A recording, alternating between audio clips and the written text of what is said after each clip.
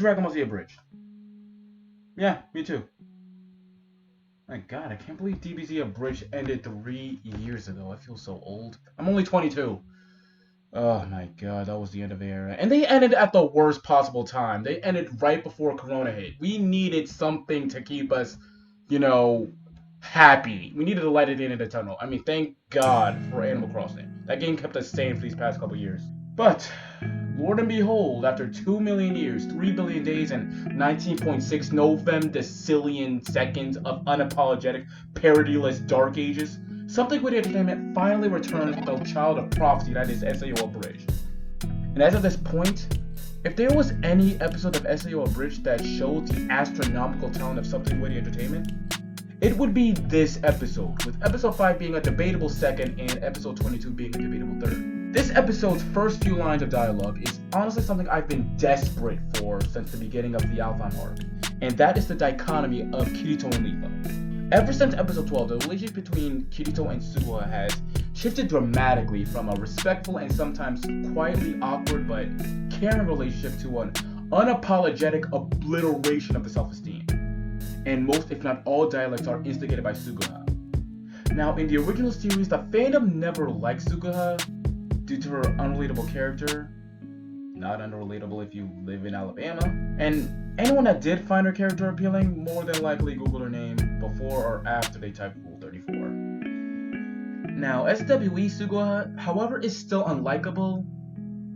It's due to her unfiltered bullying towards Kirito, and it's not the usual teasing between siblings. This is downright abusive. Alright? No, I kid you not. Like, the people commit suicide when faced with this degree of belittlement. It's no joke whatsoever. There is literally a movie on Amazon Prime that shows the ramifications and consequences of bullying to this degree. It's called cyberbullying. I'm gonna put the link in the description down below. And it all comes to light in this episode.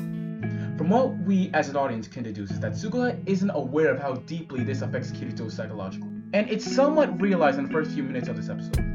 However, this one-sided bullying is instantly made more complicated with Leafa's response to Kirito's, who sees himself as a clear victim, and obviously he sees himself as a victim. I mean, he's Kirito. And we as an audience see him as a victim because we see Suguha instigating every single line of dialogue and offense towards Kirito, and Kirito's never really reflecting anything back. He's never throwing back the shade. And Kirito even admits that he hasn't done anything, but with Leafa's response being, that's the problem. If anything, from what we see in Kirito's home life, completely explains his issues with the first few episodes of SAO Abridged. Kirito starts off in the series as an egotistical douchebag. I kid you not, he's a fucking asshole. With the walk to back up the talk, but only in the game world. No, seriously. SWE actually goes out the way to make it so that the first few lines of dialogue from Kirito is the fact that his home life sucks. They describe that, highlight that even. Like, literally, his first few minutes of dialogue in Klein, who implies that Kirito must get bullied in real life, states that, shut up, and here I have power. Because, well, in a game world, he does have power. In the game world. That's it. He has absolutely no power from where he comes from, at home, in the real world. His life sucks. It's not his fault though.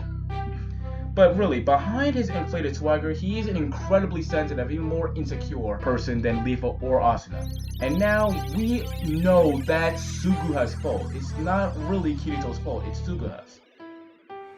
And it makes the bullying towards Kirito even more unbearable post-Heathcliff battle. Because we, as an audience, we've seen Kirito's growth. We've seen the person he's become, his development towards the man he's become today. And just seeing this belittlement towards Kirito after everything he's been through, after literally waking up into a world where his fiancée, the only person that can contemplate him, that can understand him, that genuinely loved him, cared about him despite everything, not even despite everything, that saw through his faults and still wanted him, that accept all of him, his benefits and his detriments, to wake up into a world where that woman is in a coma about to be pimped to a freaking rapist by her own douchebag father who is willing to pull the plug on her. I mean, bro, we as an audience know the emotional turmoil that Kirito's went through. Now he's matured. He's even mellowed out. He's still the cocky little shit that we all love, but he's clearly stepped down from his throne as a merciless shit-talking god. And now after saving the lives of thousands of people, the only person in his life who can understand him, due to her being as, if not more, psychologically screwed up than Kirito, is in a coma with her douchebag father eyeballing the plug. Now, I want you to imagine something. I want you to do me a favor. Imagine escaping the unforgiving, constantly raining and belittling watchful eye that is life, only to be trapped in a game, fighting for your life after 2 long years, in a world where even the most minuscule of decisions can hold dire consequences, committing first and second degree unadulterated murder, saving the lives of your war-bound brethren, fighting for your soulmate, only to sacrifice everything you worked so hard to build, only not to mention almost your life, just to wake up to the same unfiltered stare, hoping to see a change, only to find out that the stare never blinked. After you finish swallowing that pill, I want you to imagine again. Do me one more favor. Just imagine one more thing. After beating a world with every choice having consequences, clearly you have PTSD after this, to awake into a world where those consequences, those choices don't even matter. To then again immediately enter a world with absolutely no consequences whatsoever, only to find out that you're the only one in the world who has consequences to face. Oh my god, I felt so bad for Kirito, man. SWE once again displayed that in the middle and final acts of episode 16, with the battle between the Salamander Assassination Squad and the battle against Eugene. In the battle against Eugene, we see again that Leafa still doesn't take Kirito seriously, let alone respect him, seeing as she purposely lets Kirito sustain damage when she could have protected him.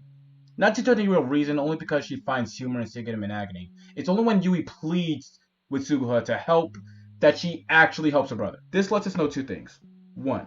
Suguha may be extremely abrasive, though she's not apathetic. She's not an unfeeling monster. And 2, Suguha finds genuine glee from seeing Kirito in turmoil and agony. She gets off on this thing. She clearly hates him, meaning that despite Suguha's unrestrained and relentless assault on Kirito's spirit and self-esteem, Kirito either subconsciously or unconsciously started this ordeal. He did something to piss Suguha off. She clearly did something to make her hate him.